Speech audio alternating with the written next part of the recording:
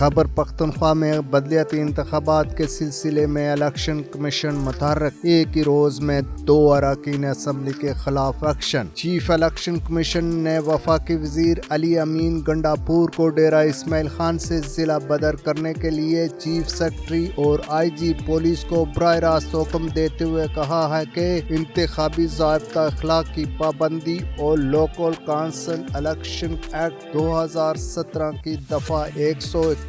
پر عمل درآمد یقینی بنانے کے لیے ڈیرہ اسماعیل خان کے انتخابات سمیت خیبر پختونخوا کے سیکنڈ فیز کے بلدیاتی الیکشن میں علی امین گنڈاپور کو کسی بھی ڈسٹرکٹ میں داخل نہ ہونے دیا جائے، اور اگر وہ داخل ہوتے ہیں تو انہیں زبردستی ضلع بدر کر دیا جائے۔